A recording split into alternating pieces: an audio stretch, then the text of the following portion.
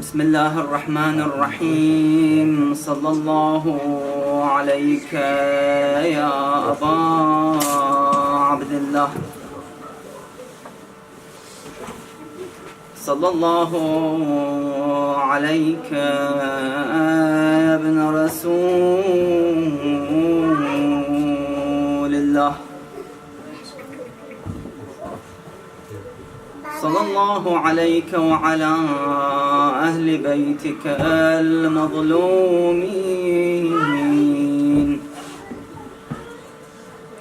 يا رحمة الله الواسعة، ويا باب نجاة الأمة، ويا عبرة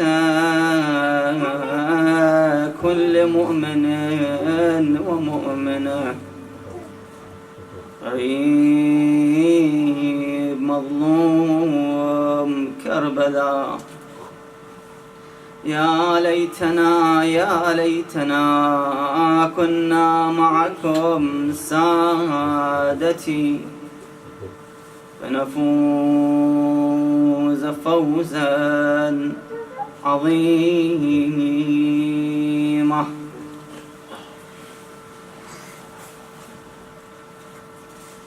قال الله تعالى في محكم كتابه: بسم الله الرحمن الرحيم. فآمنوا بالله ورسوله، فآمنوا بالله ورسوله والنور الذي أنزلنا. صلوا على محمد وآل محمد. اللهم صل على محمد وآل محمد. One of the most controversial debates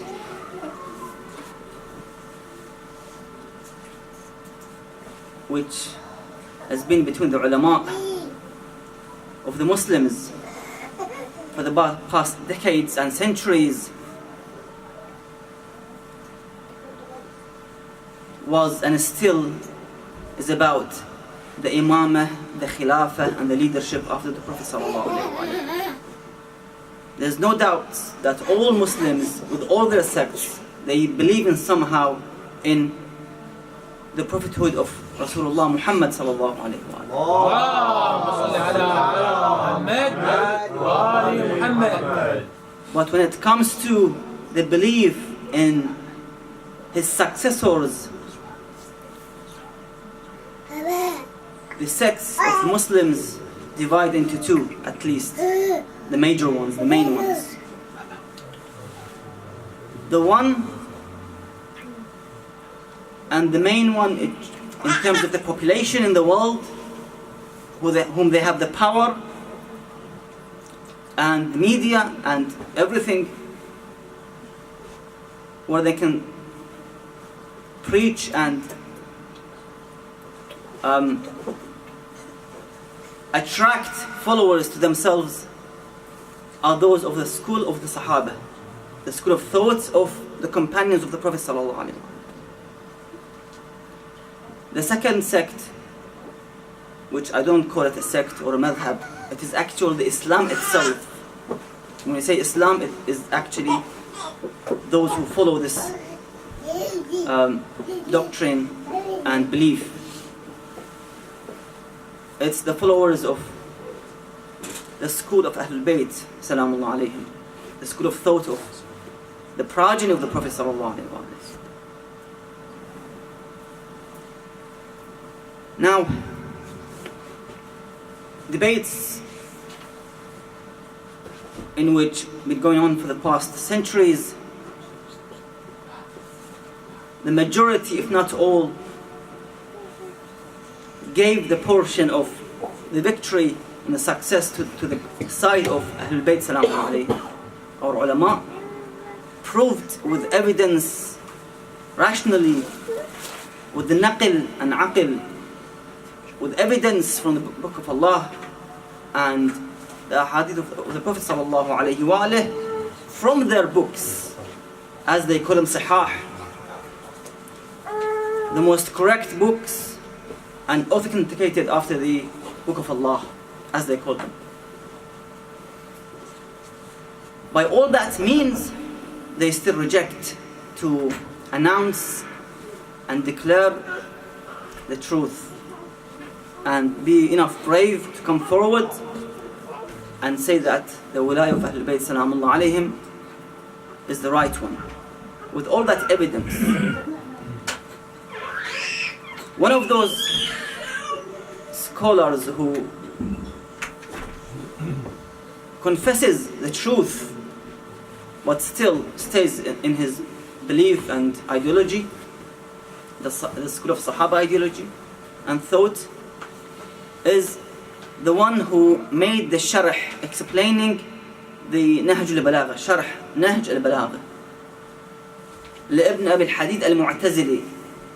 He was a non-Shia, the so-called Sunni scholar, who made the sharh and explained and detailed the meanings of the Imam Amir al-Mu'mineen Salamullah alayhi sayings, Nahj al-Balagha.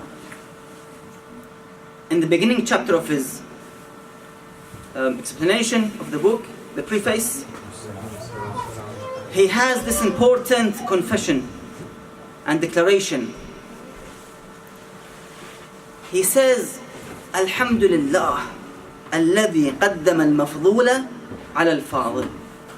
He thanks Allah subhanahu wa ta'ala that the less qualified was given the position of the Khilafah and leadership over the most qualified. He thanks Allah.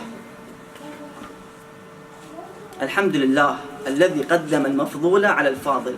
Mafdul, the less qualified. Who is Mafdul? Abu Bakr. على الفاضل, the most qualified. Who is most qualified? Amir al-Mu'minin Ali alayhi salam. He thanks Allah, although he is doing the sharh of Nahj al-Balagha, and he knows that there is no such book in the school of Sahaba or even Abu Bakr and Umar.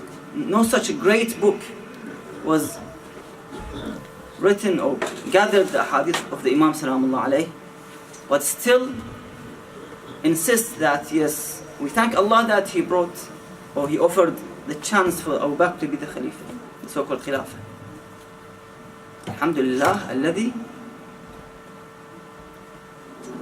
قدم المفضول, prioritized and made the Khilafah, the so-called Khilafah, forwarded and give it to Abu Bakr and not Ali.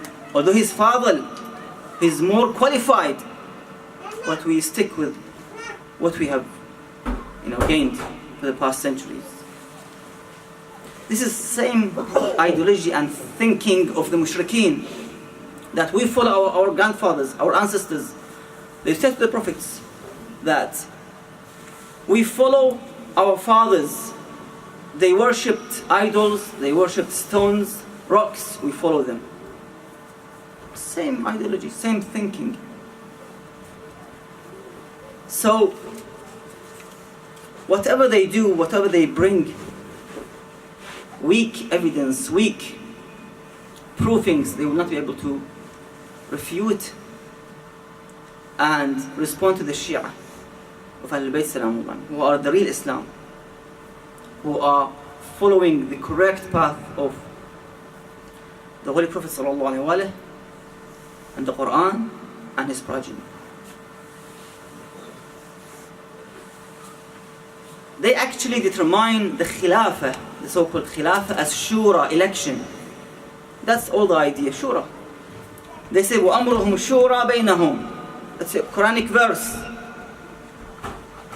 So we can have a Shura, we sit down and we choose our own leader and Khalifa. The Shura, yes, we are in the position of applying Shura in our daily life, but for the vicegerency, for the leadership, for the succession of the Ma'soom, like the Prophet, of the divinely religion, you have to have somebody with similar attributes of that Prophet. Of course, not to be better than the Prophet, but similar attributes to be ma'soom, infallible, to have the knowledge, to have the power, and so forth, the more qualification in leading people, and so forth. So shura has different use. You cannot use it in such a great missions. These are all related to Allah subhanahu wa ta'ala's designation. You cannot touch it, you cannot do anything about it. So they determine this issue of khilafah, that yes, it's consensus by the majority of the Sahaba, those who have al-hall wal-aqd, they have the issues. But when we come and investigate and observe the shura itself, we'll discover a reality. Ibn Qutaybah, one of the prominent scholars of the non-Shia, the so-called Sunnis, he mentions that Abu Bakr was nominated only by 2 people. They pushed him forward to the minbar, and then they gave bay'ah to them, and then the rest of the Muslims gave bay'ah. Only 2 people brought this man and made him the Khalifa, so-called Khilafah. Abu Ubaidah Jarrah and Umar ibn Khattab. 2 people only. Because the Khilafah was supposed to be with Abu Ubaidah. And there was a great dispute in Saqifat Bani Sa'ida, where they gathered, Ansar and Muhajirin. The Ansar said, minna amir wa minkum amir. You bring one, and we'll bring one. And that's it. That's not the whole story. We have 2 confessions, one from Abu Bakr and one from Umar himself. Themselves, they confessed about this, the aftermath of choosing him as a leader. Abu Bakr himself said after giving bay'ah to him that aqiluni wa lastu bi khayrakum. Allow me to go. I'm not the best of you amongst you. I'm not the most qualified person. The second confession was with Umar. After they gave the bay'ah and so on, Umar himself said, إن بيعة أبي بكر كانت فلتة وقى الله شرها. He said the bay'ah that we gave to Abu Bakr in that time, it was a mistake. Felt a mistake. Without our correct awareness, we just gave bay'ah. وقى الله شرها. Alhamdulillah, nothing went wrong. Although yes, there was shar. They attacked the door of Fatima salamullah alayha. What a great misery and shar they brought. And what a sacrifice Lady Fatima salamullah alayha she made to protect Islam, to protect Amir al-Mu'mineen salamullah alayhi, to protect the Imamah, the lineage of the Imamah. A great sacrifice by the Lady salamullah alayha. Sallu ala Muhammad wa ali Muhammad. So with all that confessions and announcements, still they are stubborn with their belief, with their wrong ideology, with their wrong doctrine, and they still stick with the fact of that we have to follow the companions of the Prophet ﷺ. They are all just adalat al-sahaba. And they have this hadith that the Prophet gave glad tidings to 10 people, al-ashra al-mubashara bil-jannah. Of course, one of them is Imam al-Mu'mineen Imam Ali alayhi salam. The rest, the 9 rest, Abu Ubaidah Jarrah, I don't know. These names, subhanallah, how could they be in paradise? So they have this ideology still of following those who were enemies of Ahlul Bayt salamullah alayhi. It is against the rules of reason, against the aql, against the kitab Allah. What Allah subhanahu wa ta'ala says in the Quran, وَجَعَلْنَاهُمْ أَئِمَّةً يَهْدُونَ بِأَمْرِنَا. We made them imams. إِنِّي جَعَلُكَ لِلنَّاسِ إِمَامًا, to Ibrahim. I made you the imam over the people. Nobody can actually play with Allah's rules. It's easy, shaitan is out there. But we have aql, alhamdulillah. And that's why we see thousands and thousands of the non-Shia are becoming Shia, alhamdulillah, by the freedom of speech that, alhamdulillah, we have now. The satellite channels, the internet. People now can understand why the Shia of Ahlul Bayt Salamullah alayhim are standing on their feet, defending their belief, sacrificing such great means of blood for the past centuries, till today in Iraq, in Afghanistan, in Pakistan. They're sacrificing their blood to retain and keep this aqeedah going on, as our ulama sacrificed.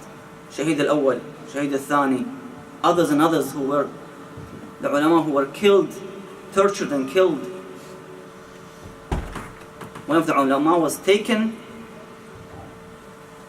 in possibly Afghanistan or Pakistan a couple of centuries. And they put him inside a bag. And the king, the sultan, ordered 2 strong men to come and to nail a stick with nails. They hit that scholar until the scholar's flesh and blood and hair all mixed. And he passed away, rahimahullah. This is the sacrifice of our ulama in the past.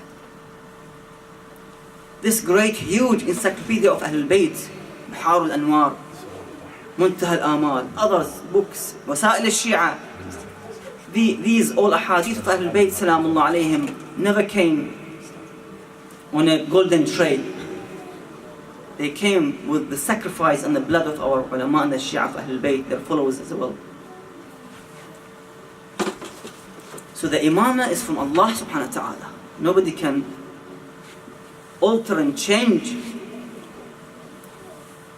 the designation and the point of Allah subhanahu wa ta'ala. The Quran says, Ya Dawood, inna ja'alnaka khalifatan fil ard. Subhanallah. Even the phrase khalifa is there in Quran. Inna ja'alnak, we made you khalifa. Imam, in other verse, here's the khalifa. Nobody can say we choose the khalifa. Allah says, inna ja'alnaka khalifa. You are the khalifa, but we made you. Allah says, subhanahu wa ta'ala. إنا جعلناك خليفة في الأرض فاحكم بين الناس بالحق. Your khalifa, plus you have to be just when you rule as a leader of people, of nation, of society, to be just. Let's say as an assumption that they became so-called khulafa. Were they just? هل حكموا بين الناس بالحق? Never. The first dhulm they brought and oppression was on the house of Ali and Fatima salamullah. That's the first oppression and dhulm. So what is the